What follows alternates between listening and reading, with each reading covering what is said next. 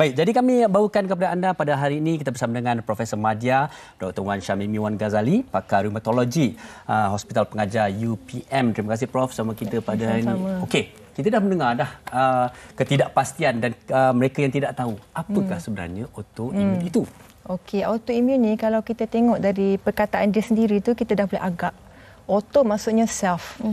Imun ialah sistem pertahanan badan, immunity, di mana dalam badan kita akan menghasilkan protein yang akan bertindak untuk melawan semua serangan jahat ni seperti kuman, virus, fungus dan sebagainya. So bila penyakit autoimun berlaku maksudnya self against self. Autoimun dah mula nak attack diri sendiri. So antibody ni dia jadi macam confused. So dia try to attack dia kita punya own cell dan tisu dalam badan. So ini yang menyebabkan keradangan dan inflamasi. Okey. Kalau kebiasaannya kita kalau bahasa mudahnya kita faham antibody tu sepatutnya dia macam jadi benteng untuk menyerang yang jahat tu lah. Tapi sekarang ni dia tak kira dah jahat ke baik, dia serang. Okey. Tapi kalau kita cakap tentang penyakit autoimun ini, mungkin ramai juga dalam kalangan penonton kita yang kurang pasti dan mungkin baru tahu tentang penyakit ini. Katanya thyroid pun autoimun juga dan ada pelbagai lagi jenis penyakit autoimun dan kebelakangan ini mungkin ramai juga yang memperkatakan tentang penyakit autoimun SLE. Kalau boleh diperjelaskan oleh Prof. Okey. Autoimun ni dia boleh menyerang sama ada satu organ ataupun multiple organ. So satu organ ni apabila yang macam Fiza cakap just now kan, apabila menyerang thyroid sahaja. Multiple organ lebih daripada satu organ. Contohnya SLE yang dah Fiza mention. SLE ni apabila autoimun itu menyerang lebih daripada satu organ. Terutamanya internal organ. Jadi SLE sendiri kalau you go through the definition systemic. Apakah itu systemic? Systemic is proses yang menyeluruh. Apabila ia melibatkan lebih daripada satu sistem. Lupus dalam bahasa Latin maksudnya wolf, serigala. Kenapa tiba-tiba jadi serigala kan? Erythematous merah yang amat sangat-sangat reddish appearance on the face. So zaman dulu kurun ke-14 orang dah start tahu sebenarnya dah ada SLE patient apabila mereka presented with macam muka kena gigit dekat serigala. Butterfly rash. That is the classic features of SLE kan. Bermula daripada luaran Mula ingat comel tau. Butterfly rash tu. Itu simptom. Itu ada simptom lah.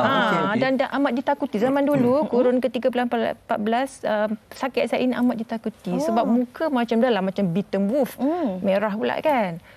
So actually that's how the lupus erythematosus datanglah. Daripada kurun ke-14 lagi. Okey. Prof, banyak lagi kita nak kongsikan bersama dengan Prof. Tapi kita juga nak kongsikan pengalaman seorang individu ini yang baru saja berusia 18 tahun yang mempunyai penyakit SLE darah dan juga sendi. Namun apa yang nak kita kongsikan bersama dengan anda ialah bagaimana penerimaannya dan bagaimana dia juga bangkit dan juga positif untuk meneruskan kehidupan dalam menerima keadaan ini. Ternyata ia bukannya mudah, kita saksikan.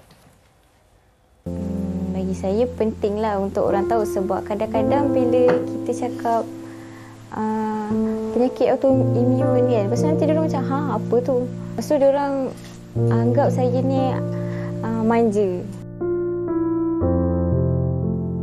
Ditimpa dengan penyakit yang menjadi antara pembunuh senyap wanita di usia yang muda bukanlah sesuatu yang mudah untuk dilalui oleh sesiapa sahaja. Puteri Zawiya Sayyidah Eddie Nur Shah Hamzah, 19 tahun, telah disahkan menghidap penyakit lupus yang melibatkan sel darah sejak 3 tahun lalu. Saya dapat diagnose tu dari 2020, bulan 7. Masa tu saya macam kerap sakit kepala. Lepas tu sakit sendi tu macam kerap. Lepas tu banyak ulcer dalam mulut, rambut gugur. Lepas tu letih dia tu macam letih yang teruk lah. Sampai satu hari tu sakit kepala tu sampai ke telinga. Lepas tu mak bawa pergi tempat telinga, cek semua okey, tak ada apa. Lepas tu doktor yang dekat tempat telinga tu yang detect macam kuning, pucat. Lepas tu daripada situlah ambil darah. Lepas tu dapat tahu semua. Meskipun nampak tegar, namun kadangkala dia juga tidak mampu untuk menyembunyikan perasaan sedihnya. Menurut Puteri, dia sangat bersyukur kerana dikurniakan ahli keluarga yang sangat menyayangi dan mengambil berat tentang kesihatan dirinya. Pernah juga rasa macam menyusahkan keluarga tu sebab yelah daripada kecil duk sakit tu, sakit ni. Lepas tu sekarang pun sakit lagi. Ingatkan dah besar, okey kan. Tapi mak ayah okey. Diorang pun bagi macam kata semangat kan. Macam ingatkan makan ubat selalu. Kadang-kadang diorang macam suruh rehat sebab yelah kan kerja kan. Dengan study lagi, diorang suruh rehat. Tapi saya macam jenis happy macam tu tau.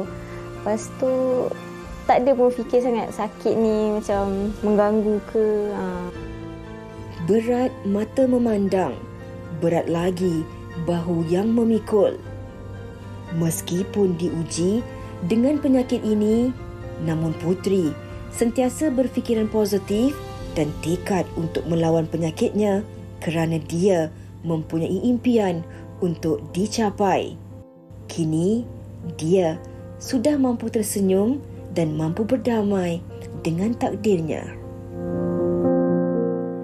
Baik, kami di Wanita hari ini mendoakan adik Putri terus tabah dan terus insya-Allah kekal sihat. Baik, dan itu juga membuktikan bahawa SLE ini bukan saja tidak mengira umur, tidak mengira jantina, tetapi memang hakikat juga kecenderungannya lebih kepada wanita. Dan ini mungkin kita akan terus perjelaskan lagi. Ya, doktor mungkin boleh kongsikan menerusi pembacaan dan juga apa yang telah pun kami kongsikan dari awal tadi, benar ataupun tidak sebenarnya SLE ini yang memang 90% lebih cenderung kepada golongan wanita, dan selain daripada butterfly rash itu, apa antara lain yang simptom-simptom yang kita perlu ambil tahu ataupun Cak Nah lah sebagai seorang wanita khususnya. Betul-betul.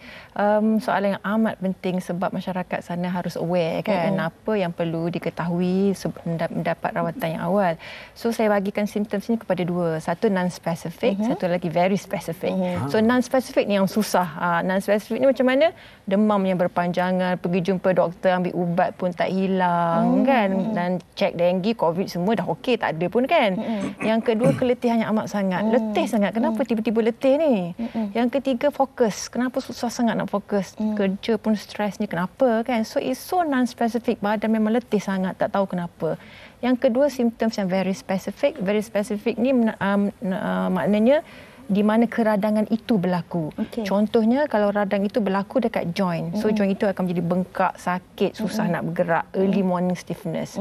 Jika berlaku dekat kulit, nampak all those yang beaten wolf tu kan, merah dekat muka, especially tempat yang exposed to the sun. Kalau berlaku dekat mulut juga, mouth ulcers banyak, rambut tiba-tiba gugur. Kenapa sikat-sikat rambut ni dah dapat patches, botak-botak kan. Kalau dia menyerang paru-paru dengan jantung, shortness of breath, mengah, naik tangga, mengah, jalan jogging-jogging, itu biasa jogging okey, tiba-tiba hari kena jalan. Kalau buah pinggang macam mana? Dia punya bengkak, kaki menjadi tiba-tiba bengkak. Kalau yang paling penting, kalau dia menyerang brain, otak. Sometimes SLE otak ni kita tak perasan. Contohnya stroke. Tiba-tiba muda lagi kena stroke. Ataupun seizure, sawan. Kenapa ni? Kan? That kind of brain manifestation sometimes kita tak berapa aware. Okay, doktor minta maaf. Saya mencela. Okey, kalau kita dengar memang terlalu banyak simptom-simptomnya. Banyak, betul. Tetapi ianya akan menimbulkan orang kata kekeliruan juga. Dan setiap kali bila dapat, apakah cabaran kepada seorang doktor untuk mendiagnos? Kerana apa yang saya baca, apa saya fahamkan, mereka akan merawat apa simptom itu terdahulu sebelum mengesan SLE kemudiannya. Itu sebenarnya susahlah kan. Itu amat bahaya sebenarnya. So apabila seseorang itu mengalami penyakit yang tak sure, non-specific or specific, dia memang kena jumpa dengan doktor yang betul. Pakarnya. Doktor yang betul, kena jumpa dengan pakarnya. Nanti kita akan ambil all the autoimmune screening lah. Doktor dah kongsikan tentang antara simptom-simptomnya dan juga kecenderungannya kepada wanita tu khususnya. Saya juga ada pengalaman ahli keluarga yang mempunyai penyakit autoimmune ini yang mengambil masa hampir kurang 2 tahun baru kita dapat tahu outcome ataupun hasil diagnosisnya itu. Tapi di talian ketika ini kita juga bertuah hari ini bersama dengan seorang pesakit SLE yang ingin berkongsi pengalaman dan juga kisah beliau bersama dengan kita penonton, yang insya-Allah semoga dapat dijadikan manfaat dan juga sedikit tips kepada anda yang mungkin mengalami masalah yang sama. Kita bersama dengan Raja Nadia Sabrina di talian. Hello, Assalamualaikum. Waalaikumsalam. Assalamualaikum everyone. Waalaikumsalam. Terima kasih kerana sudi meluangkan masa dengan kami pada hari ini. Baik. Terima kasih. Baik Nadia, okey, kita dah bincangkan sedikit, kita dah kongsi juga sedikit pengalaman daripada adik Putri tadi, dan bagi Nadia sendiri, bagaimanakah pengalaman daripada pihak Nadia sendiri? Boleh kongsikan bersama kami? Okey, boleh. Okey, actually it took a long while untuk doctors actually diagnose me SSLE. So I think in 2010 my first experience ialah tiba-tiba I tak boleh bergerak. My whole body sakit sangat. So that was just like about 2 weeks before my wedding. And then so I di-hospitalised kan. And memang sakit lah. Masa tu I was already kalau nak pergi mana-mana kena on the wheelchair semua. So masa tu memang tak tahu kenapa lah. So banyak doktor jumpa semua and check. Lepas tu sampaikan doktor kata kena postpone my wedding. And then of course I cakap tak nak, buatlah anything you need, letak painkillers ke apa ke, I want to keluar just to kahwin. And then after that diorang cucuk steroid, bagi a lot of painkillers. So I keluar sekejap untuk kahwin, and then I masuk balik I think about a month plus masuk balik. So maksudnya I keluar untuk kahwin sahaja. And then bila dah masuk tu balik admitted tengah hospital, diorang basically a lot of different specialists just try to see apa I sakit apa ni. So last they diagnosed me with slip disc and fibromyalgia. At that time I didn't know what fibromyalgia is, tapi lepas tu I just go on with it lah. So after dah keluar daripada hospital, I still macam on bed rest dekat rumah, lama tak boleh bergerak, and then fatigue, sakit belakang, sakit like throughout my body. And then after that, bila I dah okay balik, dah kena dengan the medication apa benda semua, I was on steroids and ubat-ubat lain lah, painkiller semua. So I start kerja balik. And then after that, jadi balik. So I basically throughout the years, I keluar masuk hospital for different reasons. Okay, and then lepas tu, ada juga sekali yang I masuk hospital tu, sebelah badan I tak boleh bergerak. So then masa tu memang different diagnosis lah, I guess, because I never met with a rheumatologist. So rheumatologist is the one yang supposed to diagnose with autoimmune disorders kan. So I never met a rheumatologist, tapi I met all the different types of specialists kan at that time. So basically, I tak pernah didiagnose with SLE lah, tak pernah check, okay? And then after that, in 2012, I actually got pregnant, and it was a difficult pregnancy. I was in the hospital for 78 days. Lepas tu, my baby passed away after 12 hours because her lungs were not fully developed. Masa tu, I didn't have the answer lah, tak tahu like why and all that. Fast forward to 2018, suddenly after I dah work like actively, I was a lawyer before, and then after that masa tu I run fashion brand, aktif semua. So dia macam up and down tau, physically. So sekejap okay, bila aktif sangat, tapi bila tak aktif, I memang sakit sangat badan I. Sakit sangat badan. So I was travelling, masa I had my fashion brand tu, I was travelling, and then bila kat London tu, I rasa sejuk tu, I tak boleh tahan. Tiba-tiba my joint semua akan biru. I thought it was normal. I ingatkan, semua orang macam ni. I ingatkan macam, orang lain pun sejuk akan jadi biru kot. Macam ni. I thought it was normal. And then sakit, sendi semua, I thought it's normal.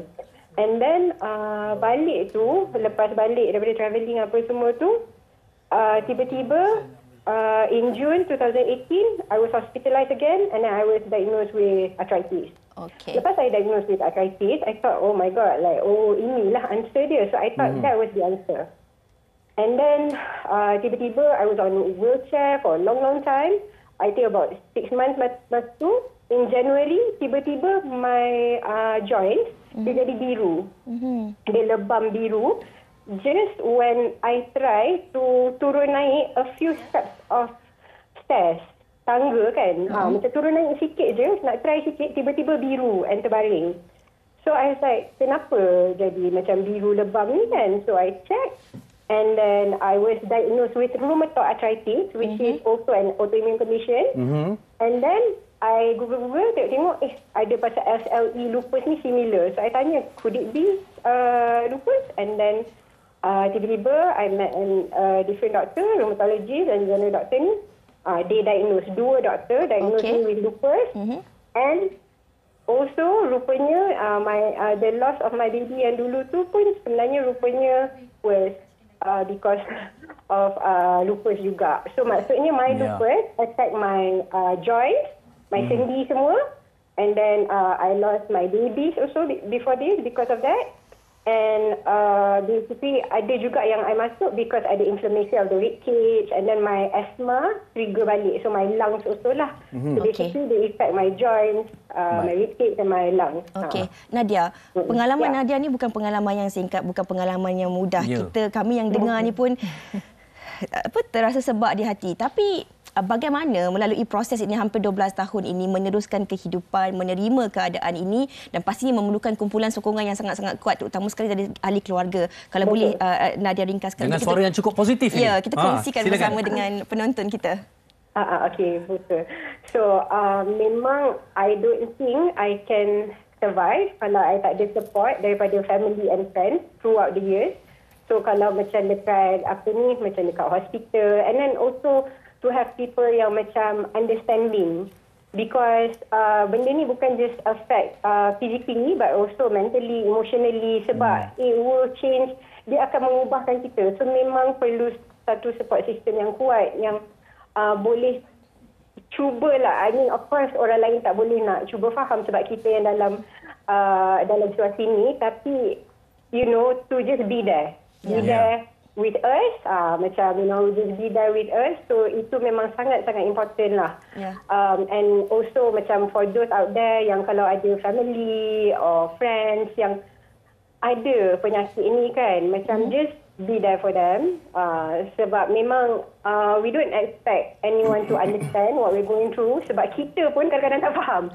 So that's why macam for me pun it took me about 2 years plus to share this about this on social media, sebab I sendiri tengah nak cuba faham juga kan. So, Alhamdulillah, ada satu time dulu, I think 2-3 years ago, I thought that my life dah macam ada lagi ke peluang untuk I survive benda ni. Masa tu lah I ingatkan, sebab masa tu kan I was on the wheelchair semua. Lama jugalah, almost 2 years semua kan. Tapi Alhamdulillah, macam with the support of the family, and then of course the doctors yang I have, the right doctors that I have right now, dengan the right treatment semua.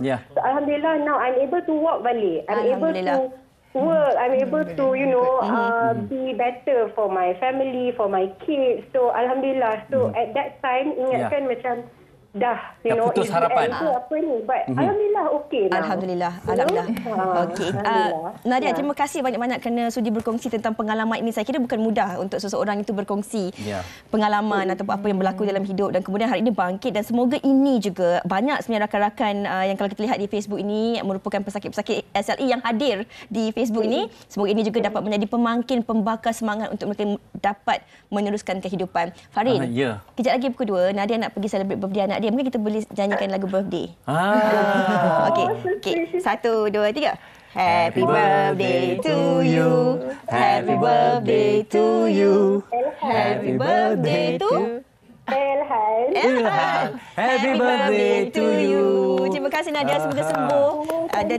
Dan terima kasih banyak-banyak kerana berkongsi pengalaman dengan kami. Terima kasih Raja Nadia Sabrina. Dan sebelum kita berehat, untuk sahabat saya Fiza, saya nak ucapkan tahniah kepada awak kalau kita mendengar pada kisah tersebut. Untuk arwah kakak, pasti itulah juga yang beliau minta, beliau harap, dan itulah anda menjadi seorang adik yang terbaik dan lebih yang terbaik. Always be there for her.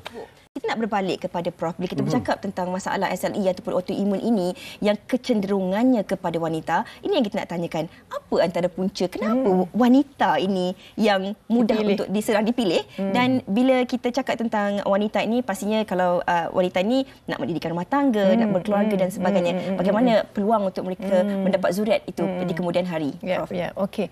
SLE ini memang 90% wanita, hanya 10% lelaki dan kanak-kanak.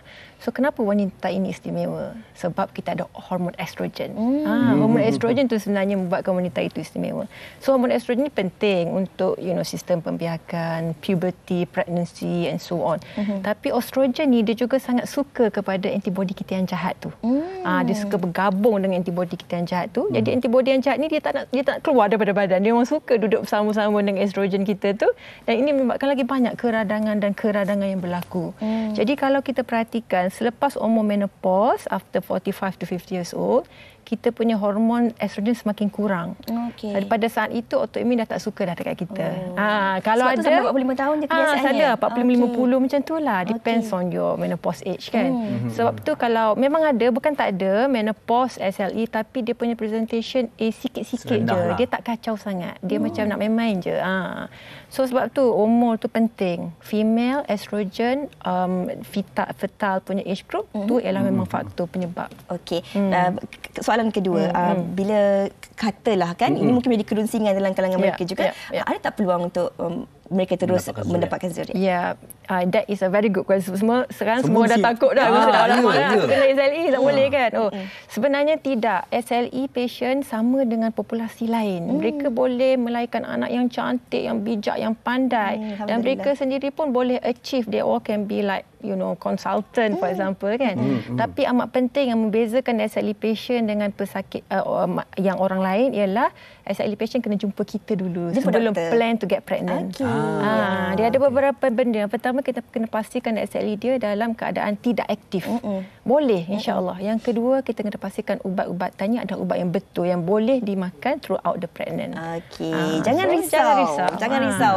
Insya-Allah, orang kata di mana ada kesakitan di situ ada penawarnya. Kita jumpa dengan orang ataupun pakarnya, insya-Allah dapat membantu anda. Tapi sebenarnya Fahrin, Prof, bila bercakap tentang sakit ni, macam tadi Nadia kongsikan, mereka yang kadang-kadang sakit pun tak tahu apa yang mereka rasa. Apatah lagi orang di sekeliling. Bila bercakap tentang caregiver ataupun mereka yang berada di sekeliling kita ni, penting juga untuk kita mempelajari bagaimana untuk sentiasa ada bersama mereka yang dalam keadaan kesakitan ataupun kesusahan ini. Justru kita nak kongsikan. Kami nak kongsikan bersama dengan anda wujudnya juga SLE support group ataupun kumpulan sokongan untuk mereka yang menghidap SLE ini. Cukup menarik. Kita bersama dengan Persatuan SLE. Persatuan SLE.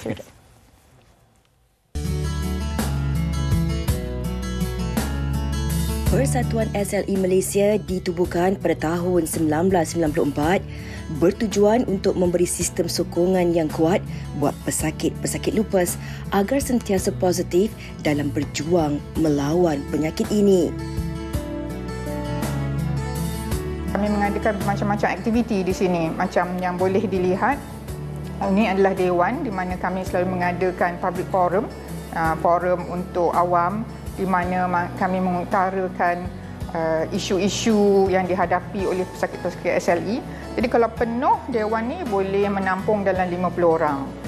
Dan selalu lepas sesi forum awam ini, kami akan mengadakan refreshment dan share and care session.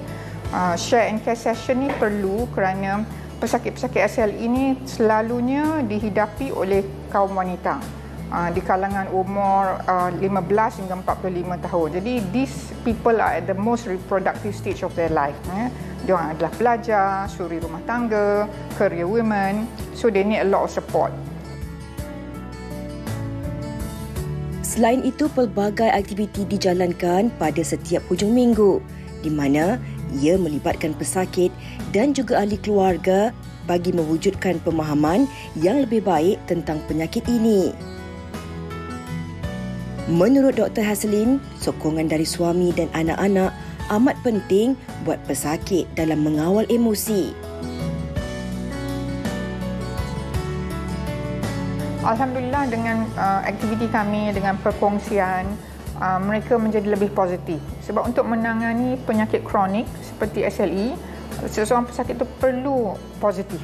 Sebab ini adalah liku-liku hidup yang mereka perlu harungi. Jadi alhamdulillah bila kami jumpa mereka di sini, mereka lebih positif. Ada juga pasien yang sebelum datang sini mereka rasa macam suicidal, macam kehidupan dah tak ada makna. They feel life is so hopeless. Jadi bila datang sini alhamdulillah mereka lebih positif, mereka faham. Bukan mereka seorang aja ada penyakit ni. Ramai orang perempuan yang ada juga penyakit ni dan ada yang lebih teruk daripada apa yang mereka alami. Penyakit autoimun lupus bukanlah pengakhiran. Semangat juang yang ditunjukkan oleh wanita-wanita hebat ini wajar dijadikan inspirasi. Diharapkan lebih ramai mereka di luar sana meningkatkan lagi kesedaran mengenai penyakit seribu wajah ini dan menggalakkan diagnosis yang lebih awal agar dapat menangani penyakit ini dengan lebih cepat. Baik, tahniah kepada Persatuan SLE kerana terus memberikan pendedahan dan juga kesedaran mengenai SLE ini. Okey, kami juga nak ucapkan terima kasih kepada mereka yang berkongsi dengan kita pengalaman mereka di Facebook kami. Okey, antaranya Aiman Syukur, ini cukup menarik, seorang jejaka. Saya lelaki pun kena autoimun sekarang. Saya hidap rheumatoid arthritis, sakit sendi-sendi dan joint.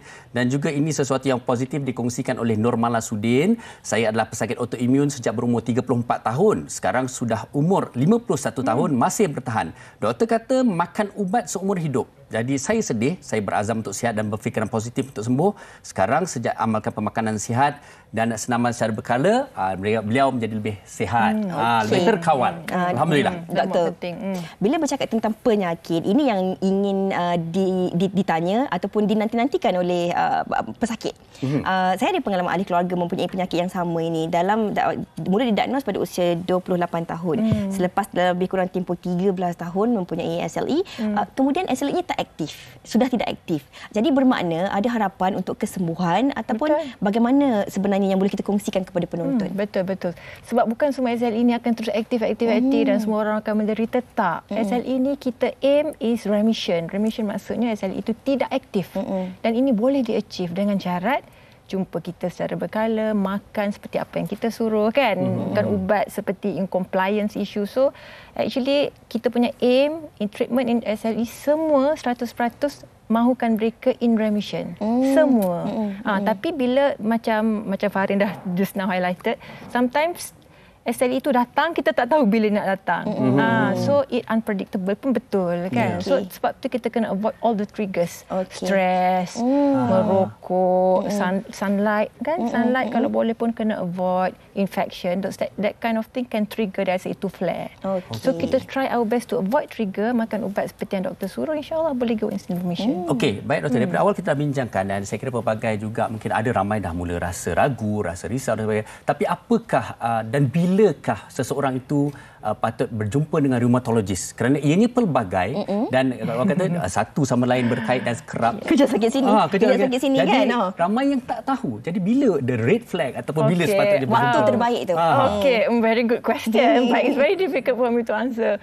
So, rheumatologist ni dia melihat semua organ, multiple organ. So kalau seorang, tapi basically kalau joint pain, benda-benda yang memang definitely keradangan, terus jumpa dengan kami. Tapi of course kalau radang sikit and then mouth ulcers, rambut gugur, memang that is kita punya disease lah. Simptom. Okey. Doktor, kalau sakit pening ataupun COVID, kita tahu ada simptom atau gejala awal. Kadang-kadang simptom-simptom sebegini mungkin ramai dalam kalangan kita tak perasan ataupun kurang cakna, kurang kesedarannya. Adakah perlu untuk seseorang wanita itu menjalani saringan berkala ataupun bila waktu terbaik untuk seorang wanita itu, kalau mungkin ada dari segi keturunannya ke, ada pengalamannya ke, perlu ataupun tidak untuk mendapatkan saringan awal? Okey, question yang sangat bagus. So jawapannya tidak. So tak perlu. Tak perlu. Kalau seseorang itu tidak mempunyai symptoms yang suggest seperti yang kita discuss just now, sebenarnya tidak ada keperluan. So orang yang sangat sihat, aktif, tiba-tiba pergi medical check up and then buat semua auto body punya screening. And auto body can be positive. And ini memberi pada mereka depression, tekanan yang unnecessarily tension kan. Sebab 30% daripada populasi boleh dapat autoimmune positif and it is false positive. So false tak perlu positive. berkala kalau tak ada simptom. Okey. Yang akan merisaukan. Ataupun nak buat double check lagi? Perlu ke ataupun tidak? Double check maksudnya macam mana? Dia buat sekali lagi. Okey, dah positif. Perlu ke dia buat Oh, lagi? tidak perlu Pasal lagi dah risau? sebab auto-antibody itu akan berada sentiasa di badan kita. Tanpa kita ada simptom. Okey, Pun boleh. doktor, masa kita dah habis ni, tapi saya nak curi sikit je, doktor. Kalau katalah Soalan dalam akhir, kalangan penonton-penonton kita ingin dapatkan rawatan bantuan, tak tahu ke mana mereka nak pergi dan sebagainya, mungkin doktor ada sedikit pesanan kepada mereka. Silakan. Secara ringkasnya. Okey, so kepada penonton-penonton yang ada simptom seperti kita bincang just now kan, dan tak tahu kenapa punca, please datang jumpa kita awal. Sebab kita akan buat pemeriksaan daripada physical examination terus kepada blood investigation. Okey. Baik. Dengan itu kita sekali lagi ucapkan terima kasih kepada Profesor Madya Dr. Wan Syamimi, pakar rheumatologi Hospital Pengajar UPM kerana bersama kita pada hari ini dan diharap telah memberi pencerahan dan juga pengetahuan mengenai autoimun dan juga SLE ini. Ya, terima kasih sekali lagi kita ucapkan kepada Prof dan juga kepada tetamu-tetamu kita yang berada dalam talian, kepada adik puteri dan juga kumpulan sokongan Persatuan SLE Malaysia yang sudi berkongsi pelbagai pengalaman dan juga manfaat berguna buat kita di wanita hari ini. Baik.